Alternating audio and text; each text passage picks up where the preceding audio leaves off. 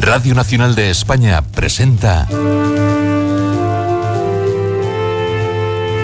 Don Quijote de la Mancha. Capítulo 8, primera parte. De la famosa aventura del barco encantado, las burlas de los duques y el alígero clavileño.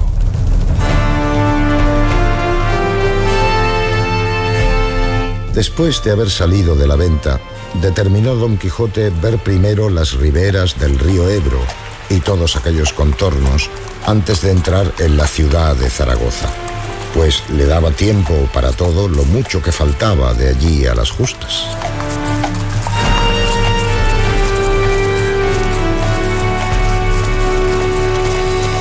Por sus pasos contados y por contar, 2 días después llegaron al Ebro.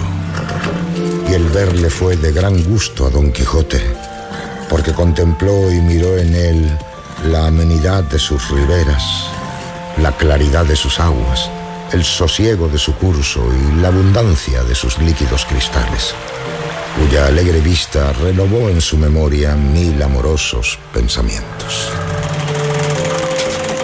Yendo pues de esta manera, se le ofreció a la vista un pequeño barco sin remos ni otros aparejos, que estaba atado en la orilla a un tronco de un árbol.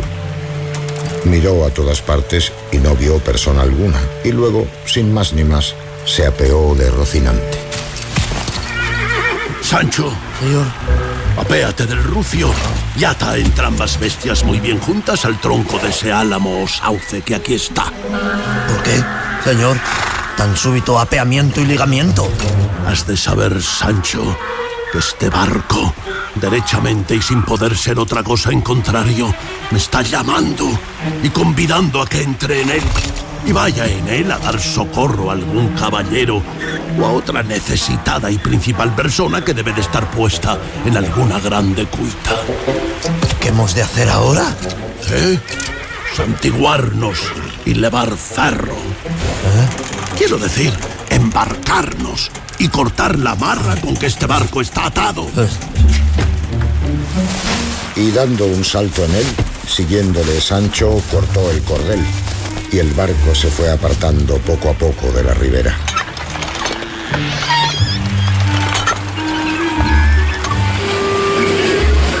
Y cuando Sancho se vio a unas 2 varas dentro del río, comenzó a temblar, temiendo su perdición. Pero ninguna cosa le dio más pena que el oír roznar al rucio y el ver que Rocinante pugnaba por desatarse.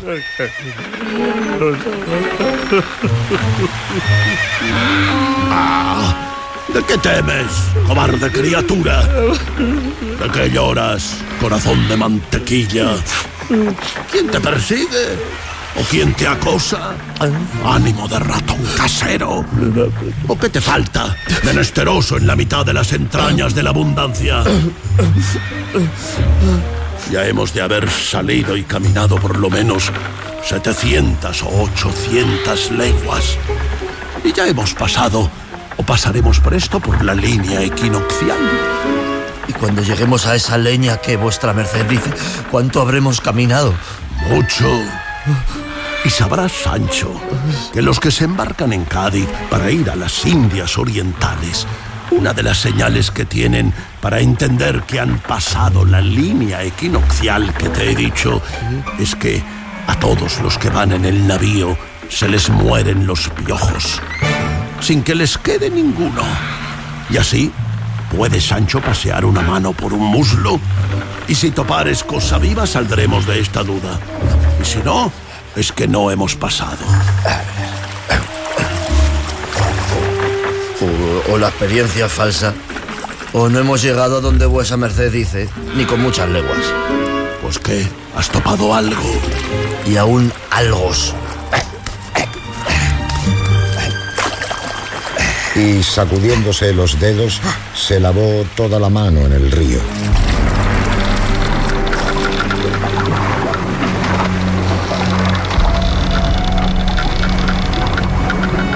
En esto vieron unos grandes molinos emplazados dentro del cauce, de los comúnmente llamados aceñas. ¿Ves? Allí, oh amigo, se descubre la ciudad, castillo o fortaleza donde debe de estar algún caballero oprimido o alguna reina, infanta o princesa malparada para cuyo socorro soy aquí traído.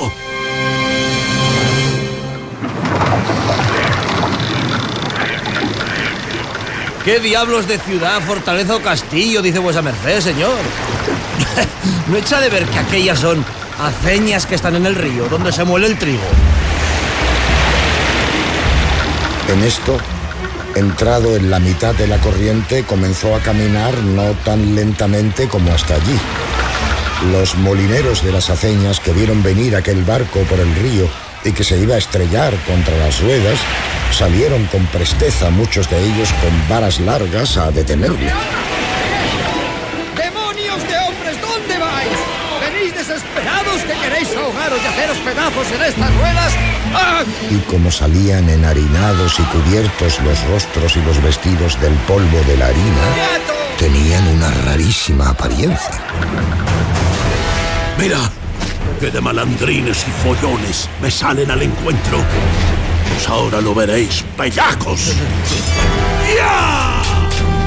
Y diciendo esto, echó mano a su espada y comenzó a esgrimirla en el aire contra los molineros. ¡Canalla malvada y peor aconsejada! Dejad en su libertad y libre albedrío a la persona que en esta vuestra fortaleza o prisión tenéis oprimida. ¡Alta o baja!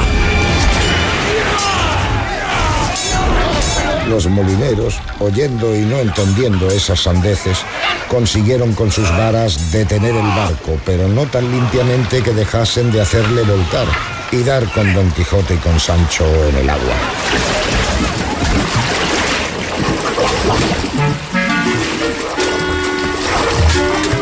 Don Quijote sabía nadar como un ganso, pero el peso de las armas le llevó al fondo 2 veces.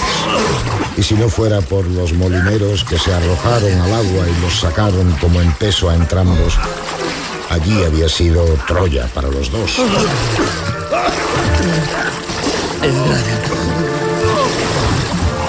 Puestos en tierra, más mojados que muertos de sed, llegaron los pescadores dueños del barco, hecho pedazos por las ruedas de las aceñas. Y viéndole roto, acometieron a desnudar a Sancho y a pedir a Don Quijote que se lo pagase. Yo pagaré el barco de bonísima gana, a condición de que me entreguéis libre y sin cautela a la persona o personas que en ese vuestro castillo están oprimidas. ¿Qué personas o qué castillo dices, hombre sin juicio? ¡Ah, basta! Aquí será predicar en desierto, querer reducir a esta canalla a que por ruegos haga virtud alguna. Amigos, cualesquiera que seáis, que en esa prisión quedáis encerrados, perdonadme, que por mi desgracia y por la vuestra, yo no os puedo sacar de vuestra cuita. Para otro caballero debe de estar guardada y reservada esta aventura. En diciendo esto, se concertó con los pescadores y pagó por el barco 50 reales, que los dio Sancho de muy mala gana. A 2 barcadas como esta, daremos con todo el caudal al fondo.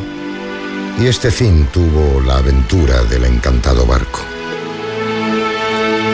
Asaz melancólicos y de mal talante llegaron a sus animales amo y criado, y sin hablarse palabra se pusieron a caballo y se apartaron del famoso río.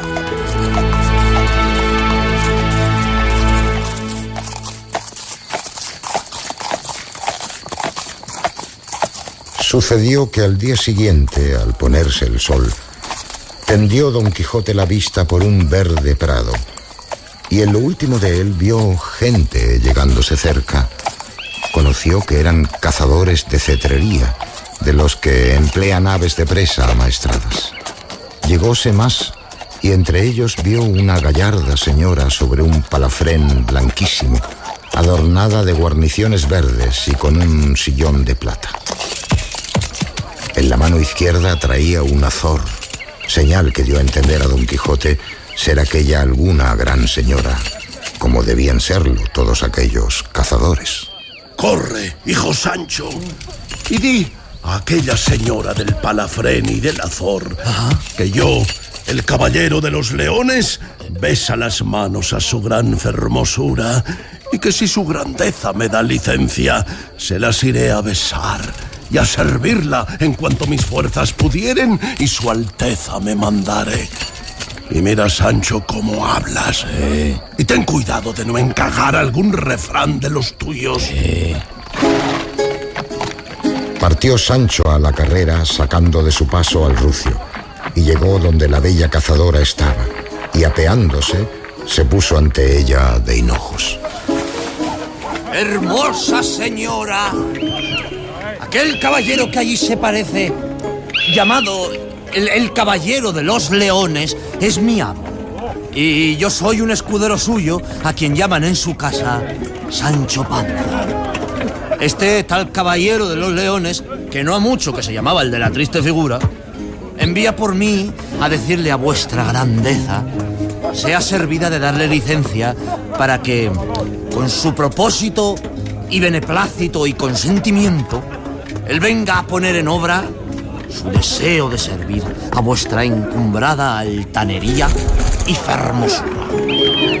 Por cierto, buen escudero, vos habéis dado la embajada vuestra con todas aquellas circunstancias que las tales embajadas piden. Pero decidme, ¿este vuestro señor no es uno de quien anda impresa una historia que se llama del ingenioso hidalgo Don Quijote de la Mancha, que tiene por señora de su alma a una tal Dulcinea del Toboso? ¿Él mismo es, señora? Y aquel escudero suyo que anda o debe de andar en la tal historia, a quien llaman Sancho Panza, soy yo. Si no es que me trocaron en la cuna. Quiero decir, que me trocaron en la imprenta. De todo eso me huelgo yo mucho. Id, hermano Panza, y decid a vuestro señor que él sea el bien llegado y el bienvenido a mis estados, y que venga, mucho enhorabuena, a servirse de mí y del duque mi marido en una casa de placer que aquí tenemos. Sancho, con esta tan agradable respuesta, con grandísimo gusto volvió a su amo, a quien contó todo lo que la gran señora le había dicho, levantando con sus rústicos términos a los cielos su mucha fermosura, su gran donaire y cortesía. Don Quijote se contoneó en la silla, púsose bien en los estribos, acomodóse la visera, arremetió a Rocinante y con gentil denuedo fue a besar las manos a la duquesa, la cual, en tanto que Don Quijote llegaba, hizo llamar al duque, su marido, y le contó todo lo recién ocurrido. Y como los dos habían leído la primera parte de esta historia y habían entendido por ella el disparatado talante de Don Quijote, con grandísimo gusto se propusieron atenderle y seguirle el humor. Le trataremos como a caballero andante los días que con nosotros se detenga, con todas las ceremonias acostumbradas en los libros de caballerías, que tanto hemos disfrutado también nosotros. Don Quijote quiso hincar las rodillas ante los dos señores, pero el duque no lo consintió en ninguna manera. Antes, apeándose de su caballo, fue a abrazar a Don Quijote.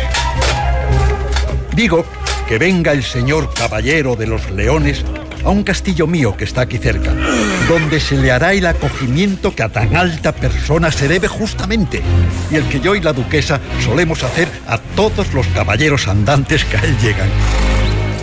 Ya en esto Sancho había aderezado bien la silla a Rocinante, y subiendo en él Don Quijote y el duque en un hermoso caballo, pusieron a la duquesa en medio y encaminaron al castillo.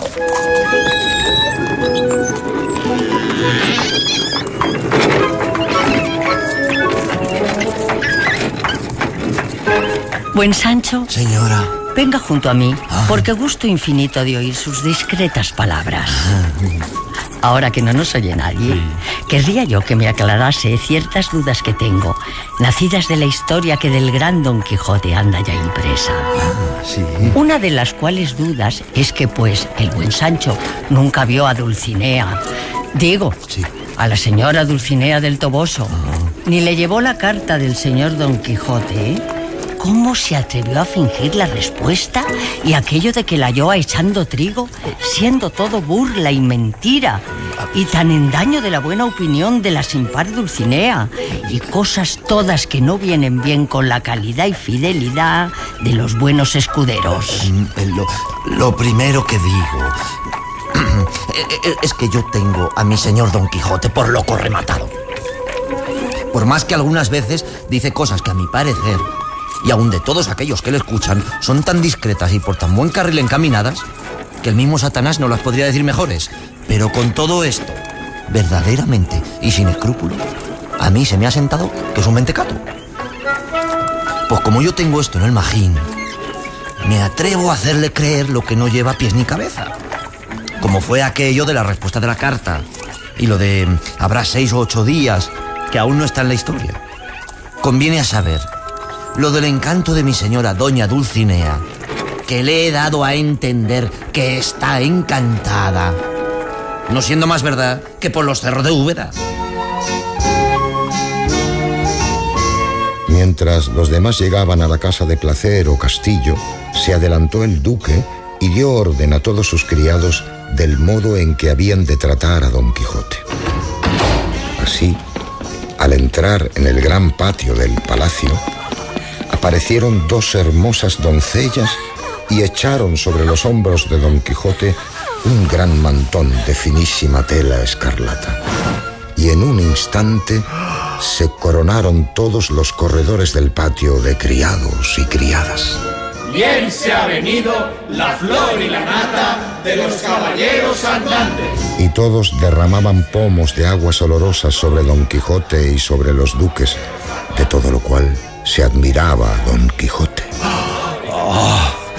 Este es el primer día que de enteramente conozco y creo ser caballero andante, verdadero y no fantástico. Viéndome tratar del mismo modo que yo he leído, se trataban los tales caballeros en los pasados siglos. Y la nata de los caballeros andantes.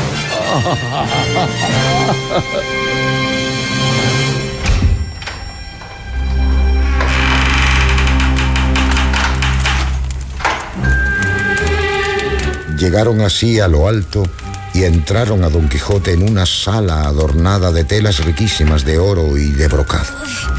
6 doncellas le desarmaron y sirvieron de pajes. Quedó Don Quijote después de desarmado en calzas y jubón, seco, alto, tendido, con las mejillas que por dentro se besaba la una con la otra. Os pedimos que os dejéis desvestir para poneros una camisa, señor. No, nunca lo consentiré. La honestidad parece tan bien en los caballeros andantes como la valentía. Retirado pues en un aposento, púsose la camisa, su tahalí con su espada y el mantón de escarlata.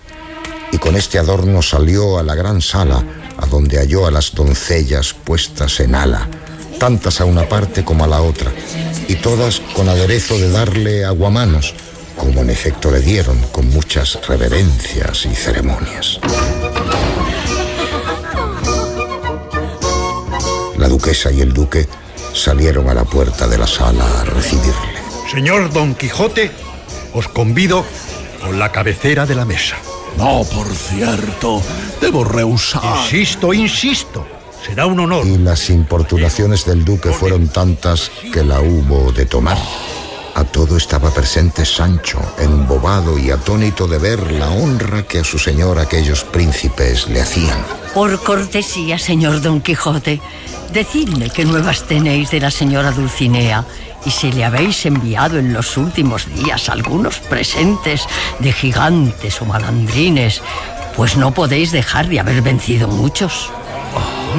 Señora mía, mis desgracias, aunque tuvieron principio, nunca tendrán fin. Gigantes he vencido, y follones y malandrines le he enviado. Pero ¿a dónde la habían de hallar si está encantada y vuelta en la más fea labradora que imaginarse puede? No sé.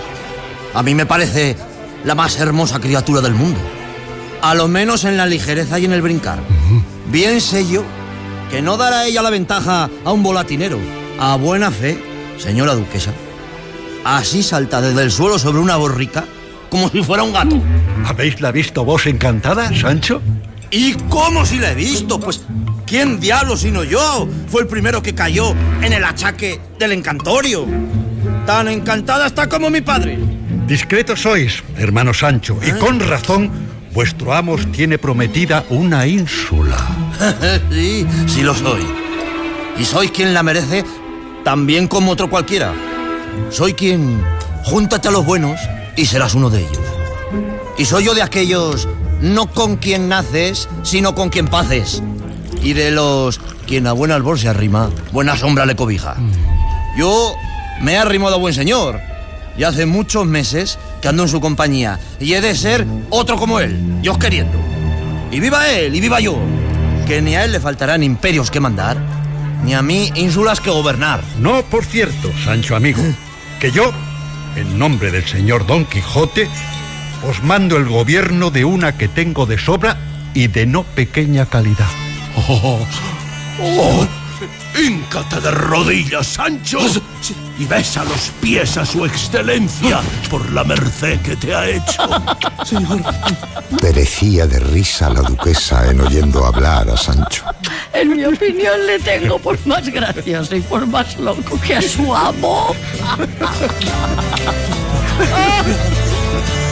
Y muchos hubo en aquel tiempo que fueron de este mismo parecer.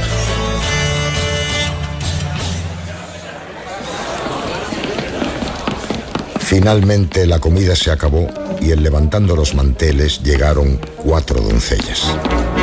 Una de ellas, que portaba una fuente de plata, descubiertos los brazos hasta la mitad, se dirigió a Don Quijote y con gentil donaire y desenvoltura le encajó la fuente debajo de la barba.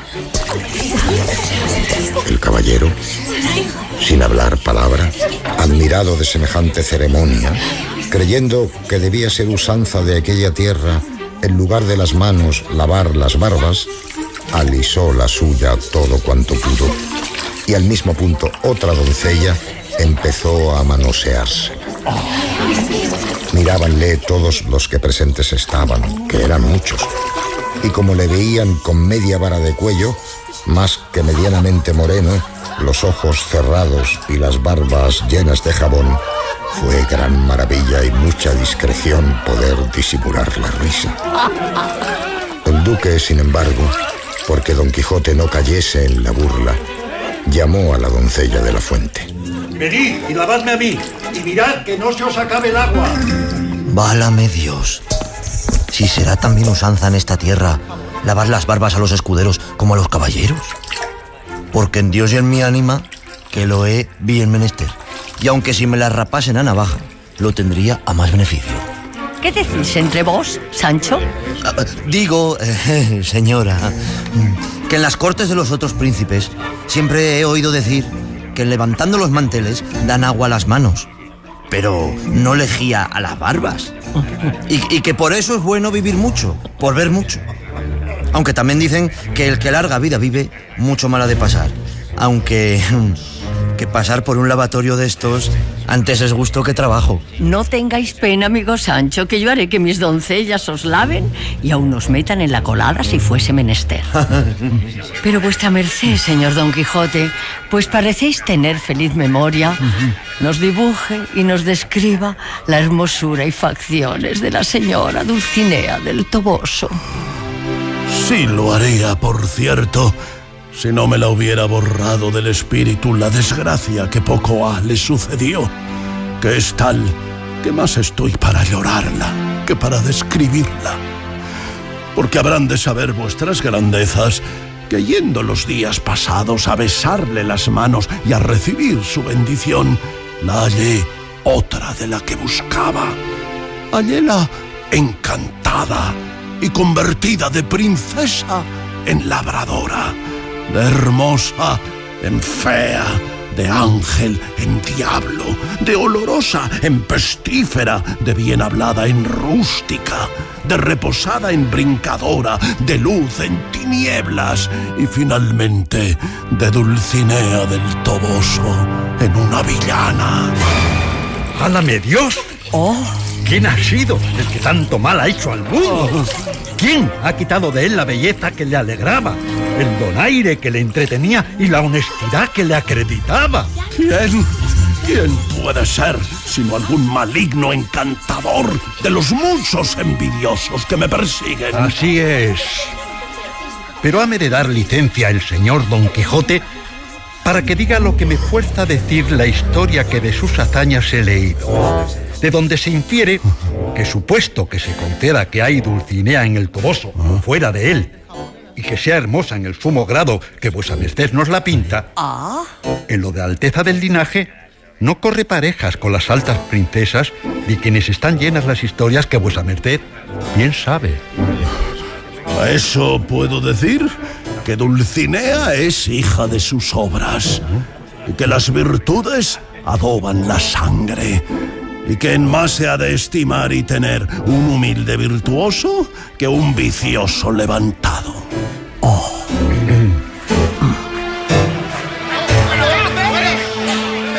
A este punto llegaban de su coloquio el duque, la duquesa y Don Quijote, cuando oyeron muchas voces y gran rumor de gente en el palacio. Y a deshora entró Sancho en la sala todo asustado, con un trapo de la limpieza a modo de babero, y tras él muchos pícaros de cocina y otra gente menuda, y uno venía con una artesa de agua, que ya en el color mostraba ser de fregar, persiguiéndole e intentando encajársela debajo de las barbas, mientras otro criado mostraba querérselas lavar.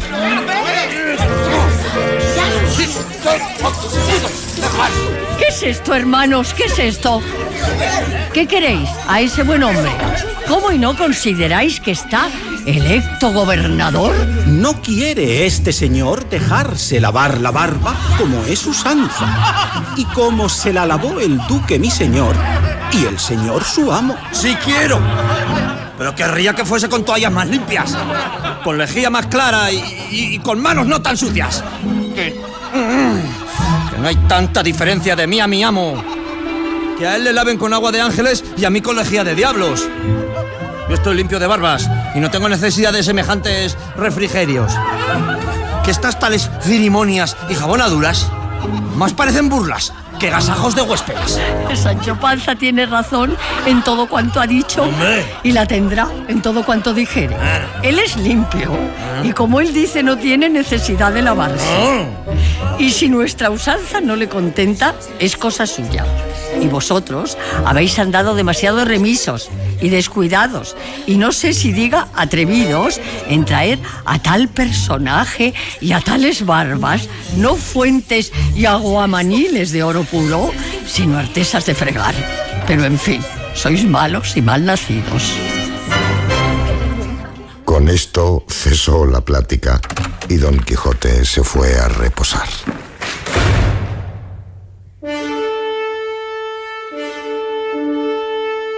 Don Quijote de la Mancha, una producción de Radio Nacional de España y la Fundación BBVA.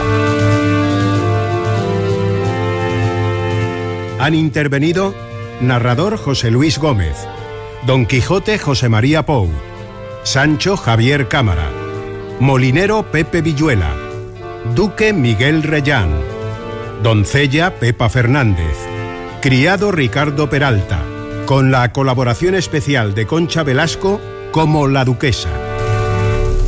Adaptación de Francisco Rico según el texto de su edición crítica. Música original, Luis Delgado. Realización, Maica Aguilera. Dirección, Benigno Moreno.